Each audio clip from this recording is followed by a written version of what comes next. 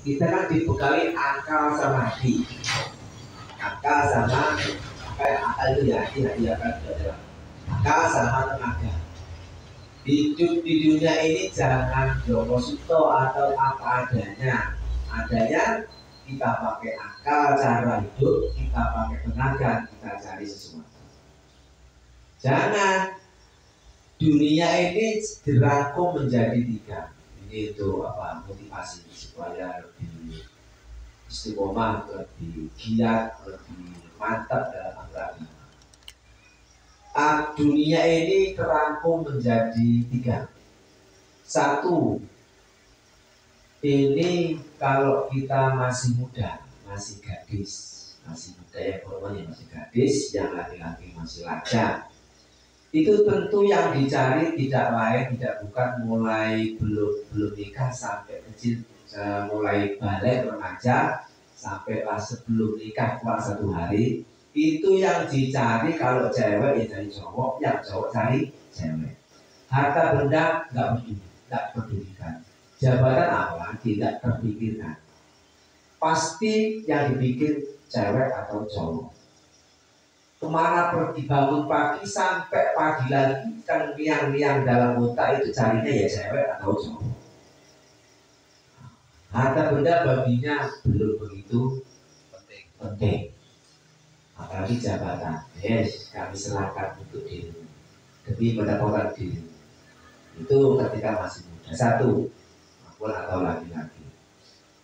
Kedua, ketika sudah di antara salah satu wanita atau perempuan tadi sudah mendapatkan apa yang diinginkan, yaitu jodohnya, sudah menjadi jodoh, sudah menjadi rumah tangga, maka yang dicari nanti tidak lain tidak bukan apa? Harta benda. Pasti harta benda. Bang nikah itu gak mikir cewek lagi.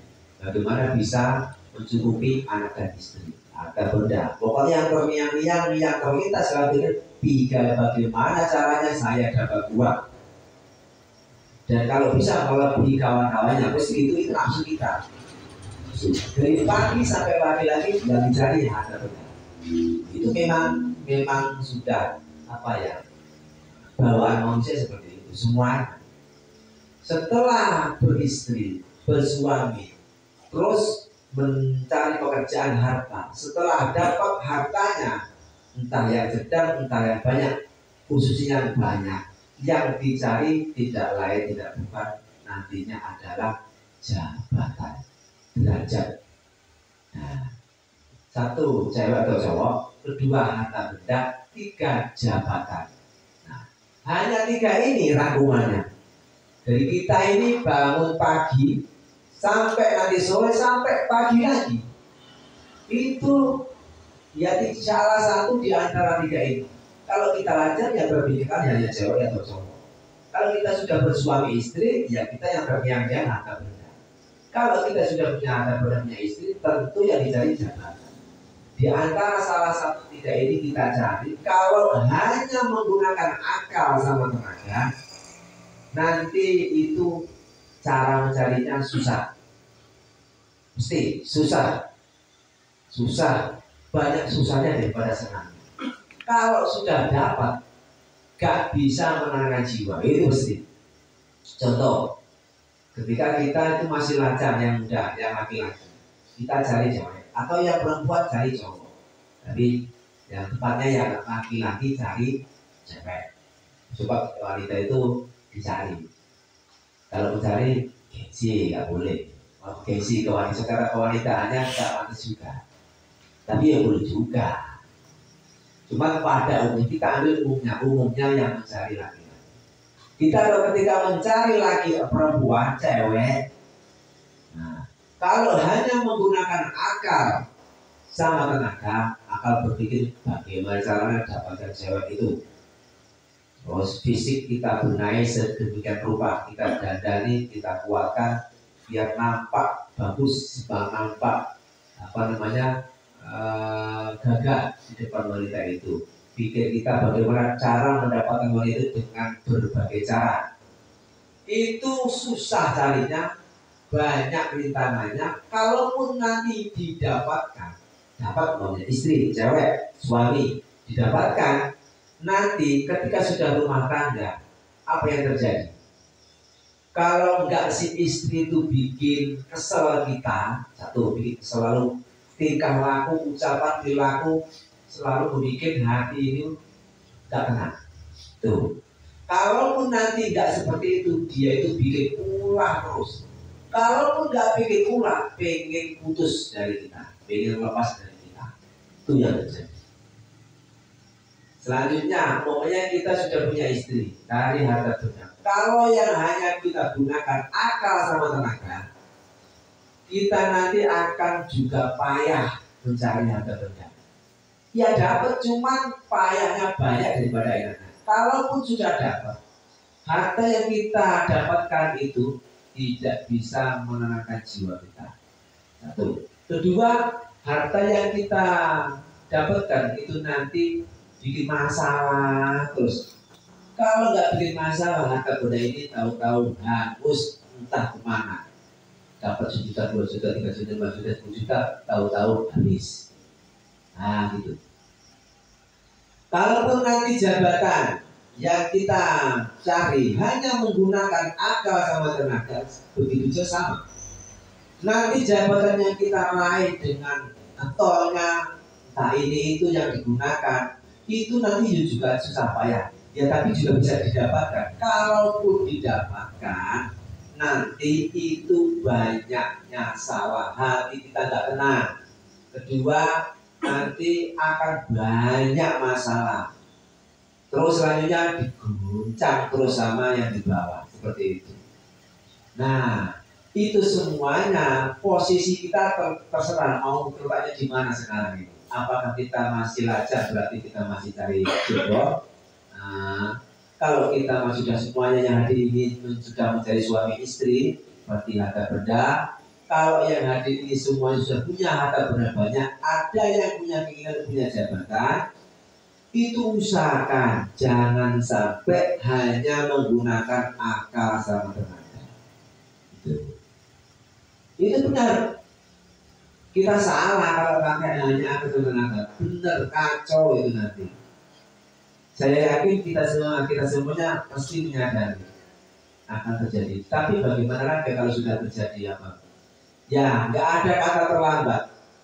Kalau masih hayat di padung badan, nggak ada kata terlambat. Bagaimana terusnya? Kita rubah, kita benahi cara mencarinya.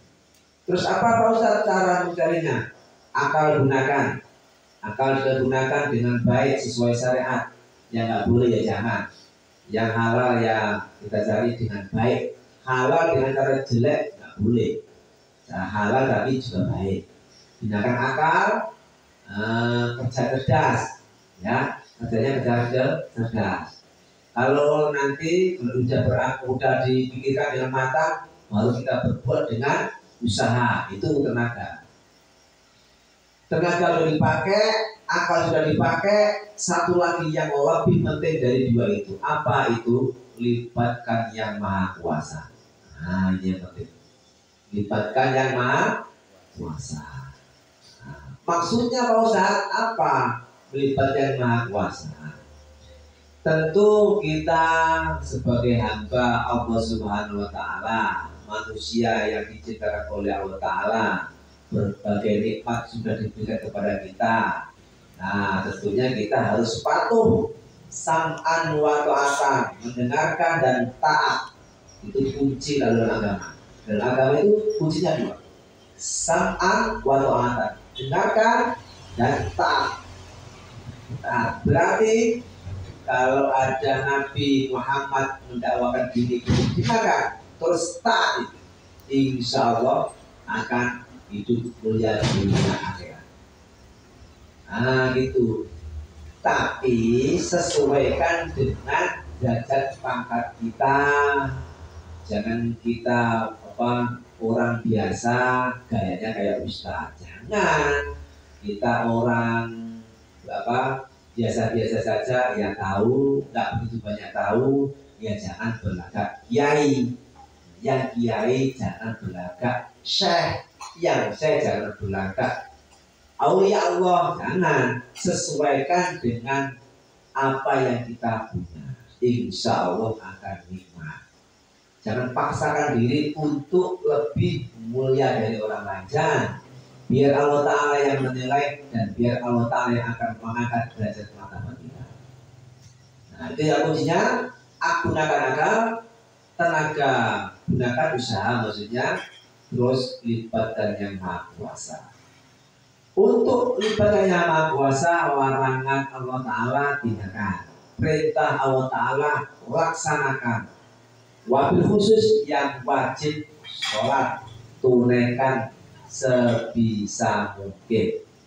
Saya kemarin nggak sholat, tak usah. Bagaimana ini? Apakah saya masih diterima?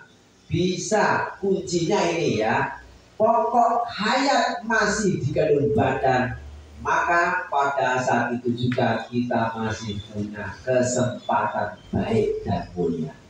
Itu zaman kita berpikir, wah masa dulu saya Pak Ustadz, waduh hitam semuanya Pak Ustadz, bagaimana ini? Gak apa-apa ya, yang jelek itu kita sudah jelek terus putus asa, nah itu hancur ya. Nah itu terus ini kalau yang kita laksanakan masalah kewajiban kepada Allah Subhanahu wa Ta'ala, kewajiban kepada Allah Ta'ala itu kalau dalam Islam ya tentunya syahadat ya. Syahadat asyhadu an la ilaha illallah, saya bersaksi bahwa tiada Tuhan yang tidak layak disembah, tidak ada yang dituju, tidak ada yang berwujud di muka bumi selain Allah Subhanahu wa Ta'ala. La ma'buda illallah, la maqsuda illallah, la mawjuda illallah, kecuali Allah. Wa asyhadu anna Muhammadar Rasulullah, dan saya bersaksi orang yang bernama Muhammad itu adalah utusan Allah.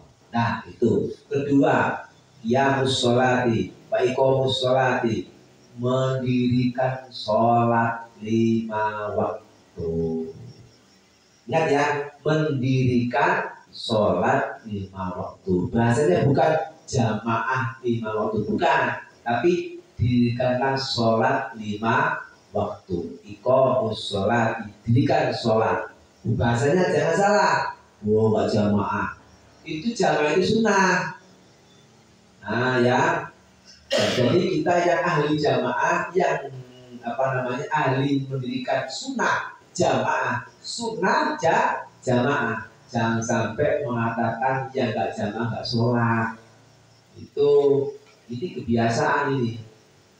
Udah biasa di jamaah kan. Kita melihat kawan kita nggak sholat, nggak di masjid, dikira nggak jamaah, nggak sholat. Yang wajib itu menunaikan sholat, entah di rumah, entah di musola, entah di masjid, semua sana. Itu cuma masalah lebih baik, itu lebih baik saja.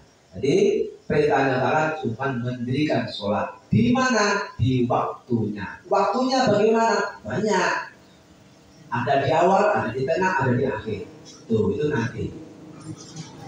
Dan itu mendirikan sholat. Kalau masalah kita itu nurut dengan kewajiban, toh berang tentu sudah maklum. Allah Ta'ala enggak heran. Biasa itu. Nah contoh ya, contoh. Saya contohkan kita ini kerja di bank. Kerja di bank. Di bank itu kalau masuk ke bank itu akan ada rutinitas atau pekerjaan yang harus dilakukan. Pokoknya masuk bank itu gajinya 10 juta 1 bulan. Kerjaannya dari pagi sampai 7 masuk keluar sampai asar.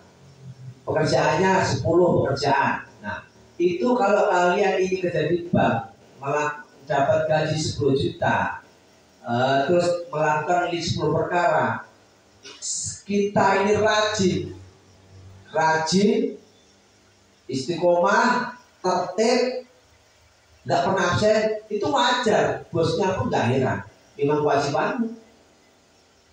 Nah gitu. Coba kamu masuk sini saya terima, sudah saya sediakan 10 juta. Jadi kita ini giat, nggak heran. ya kan? Nggak heran. Jadi yang bikin heran bosnya apa? Lain itu tentu.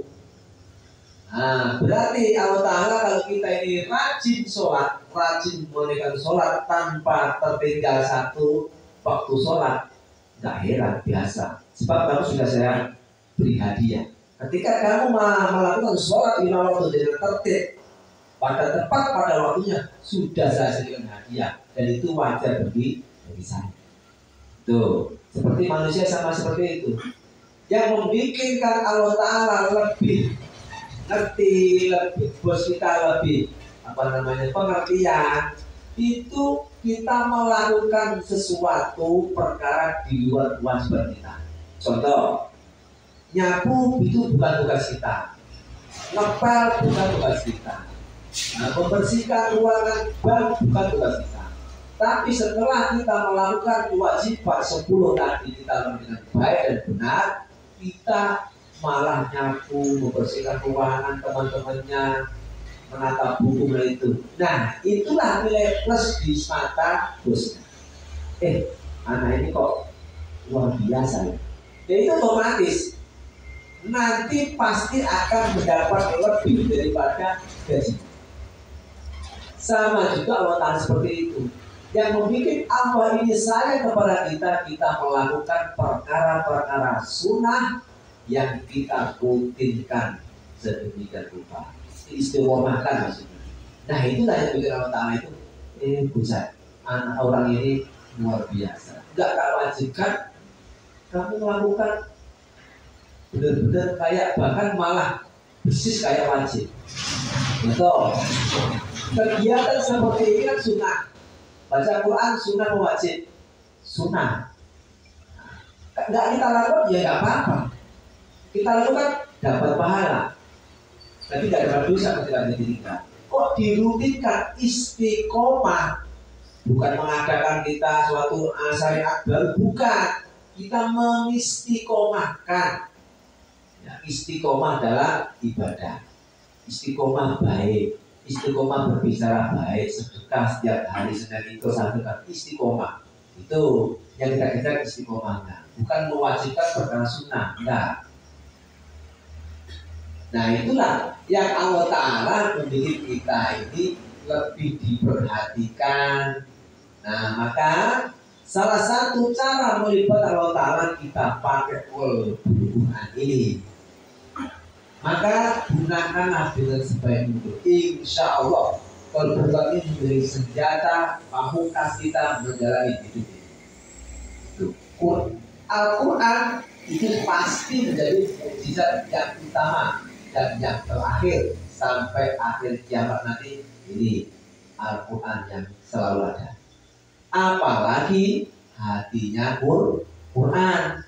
Maka gunakanlah untuk berjalan di muka bumi ini, gunakan Quran sebagai senjata untuk melawan angkara murka dunia ini. Itu yang sekarang masih mencari jodoh, gunakan Quran untuk menjadi wasilah dapat jodoh yang soleh atau soleh. Kalau yang sudah menemukan jodoh, mau cari harta benda dunia ini dengan mudah, berkah, gunakan wasilah Al-Quran. Kalau Quran ini menjadi senjata untuk mencari itu, insya Allah mudah, ringan, berkah, akan menjadi tambah terus. Kalau yang sekarang sudah menjadi mempunyai jodoh, mempunyai istri, punya harta benda banyak, mau ingin jabatan lebih tinggi,